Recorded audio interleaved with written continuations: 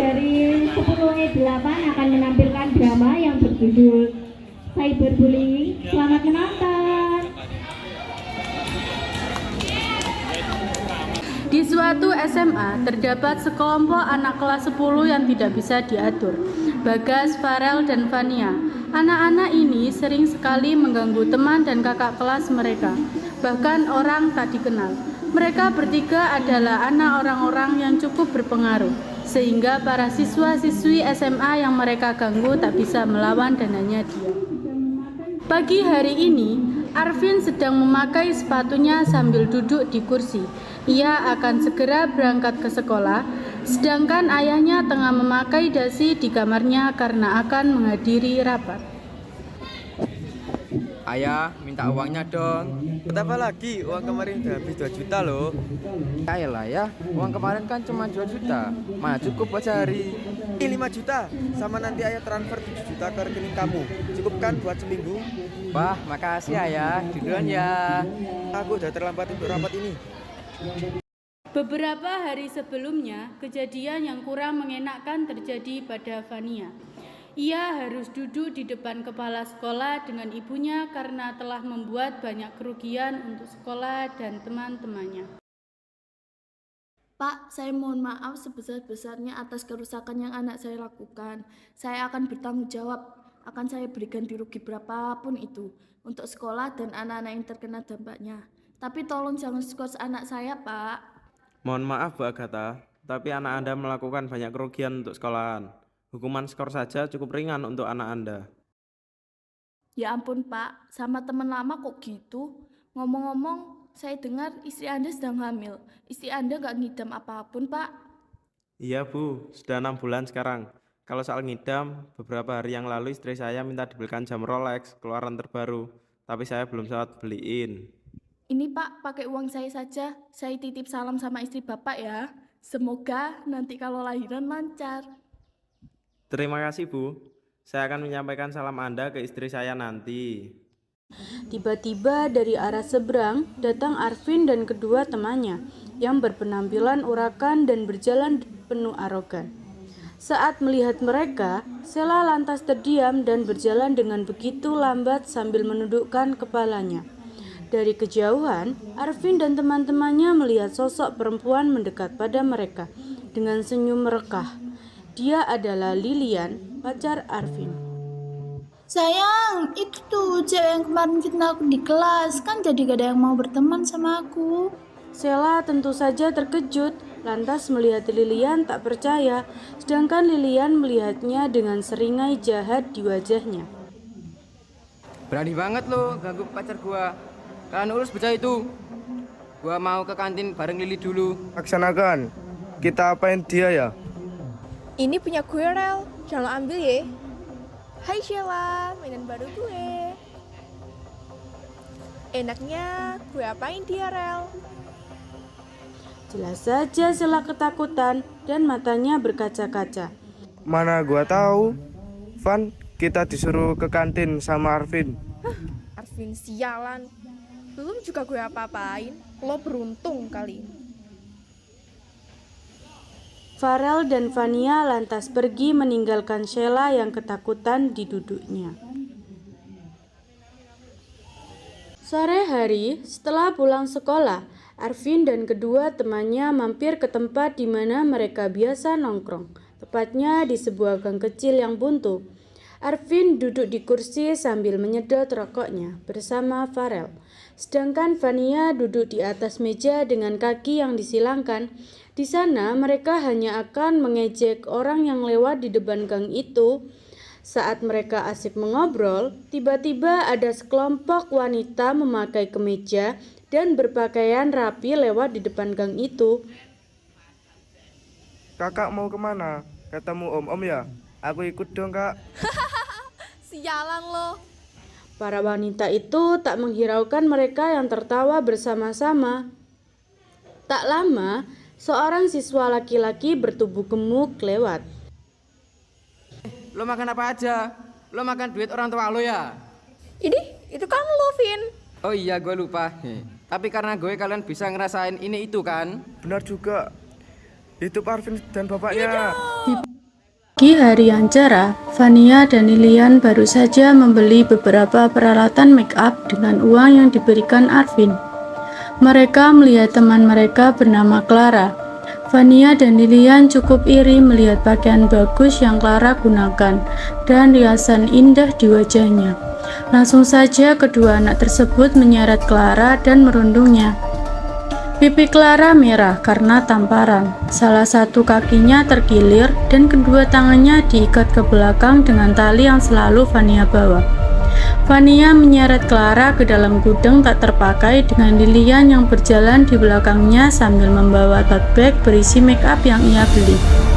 Vania mendorong Clara hingga ia terjatuh. Lalu dia berjongkok di samping Clara dan menarik ke belakang jilbab yang Clara pakai. Tenang aja, lo gak bakal diapa-apain kok. Kita cuma mau perbaiki riasan lo dikit. Lo beruntung banget, Clar. Ini makeup baru aja gue beli tahu. Lilian kemudian mengaplikasikan make up barunya di wajah Clara dengan sembrono, sehingga hasil make up tersebut terlihat berantakan. Clara membiarkan Lilian mencoret-coret wajahnya. Ia takut jika mereka melakukan kekerasan seperti tadi. Namun, ia juga khawatir pada temannya. Itulah yang Clara pikirkan. Clara, kamu di mana? Clara. Benar saja, teman Clara, Sheila, sedang mencari Clara ke sana kemari. Ia menemukan ponsel Clara di sebuah gang dengan keadaan remuk. Dia berjalan masuk ke dalam gang dan melihat sebuah gedung tua. Loh, ini kan HP-nya Clara.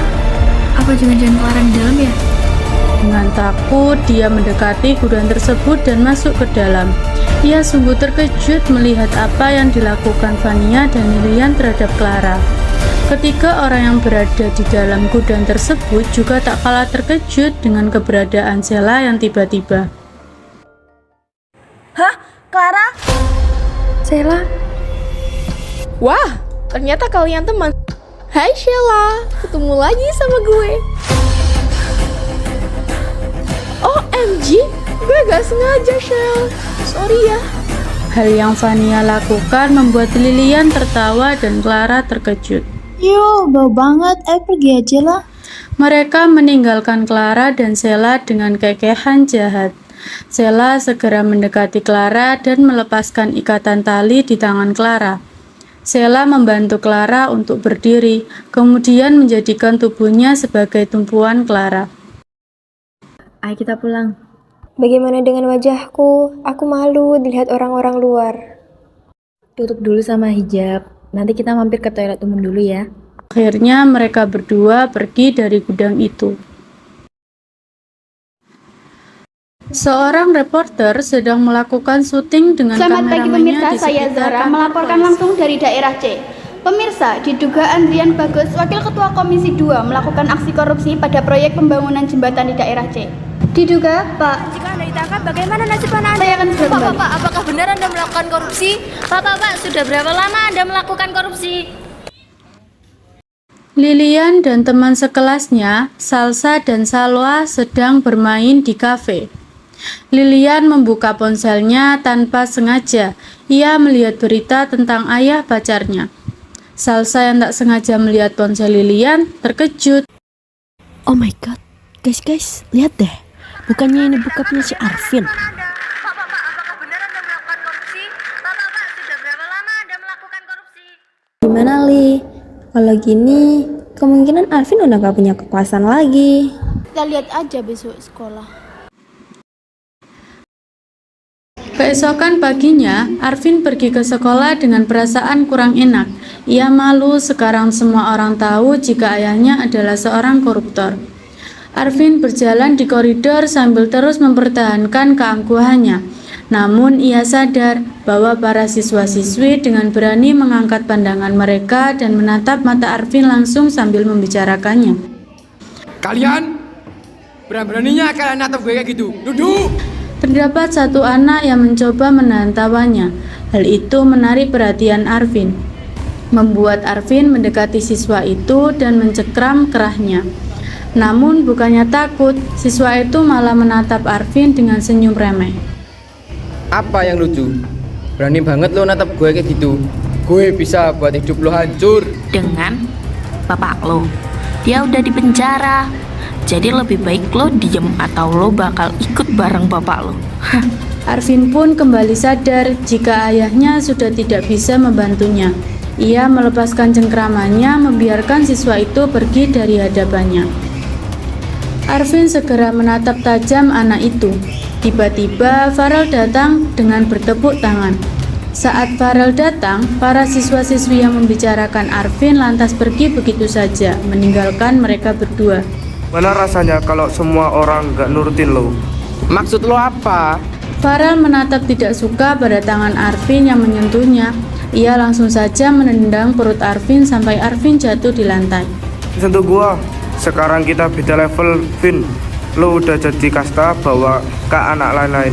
Lo udah gak punya apa-apa, harta dan tata. Juga kekuasaan mereka lenyap dari kehidupan lo. Dan karena lo juga, gua jadi harus pindah ke Amerika. Orang tua gua benar-benar kecewa, Vin. Gara-gara bapak lo, semua jadi berantakan. Hidup gua juga jadi berantakan. Farel berdiri kemudian pergi begitu saja meninggalkan Arvin. Ia berbalik arah dan ia melihat seorang siswi menghampirinya. Lilian, sayang, kamu masih setia kan sama aku? Kita putus, gue gak mau lagi ya sama lo. Lo tuh miskin. Maksud kamu apa, Li? Gue udah kasih apapun yang lo mau. Dan sekarang, lo buang gue kayak gitu aja. Dasar iblis. Malang banget nasibmu. Arvin tetap berdiri di tempatnya. Ia pikir ia harus membuktikan pada siswa-siswi bahwa dia masih bisa menjadi yang berkuasa tanpa bantuan ayahnya.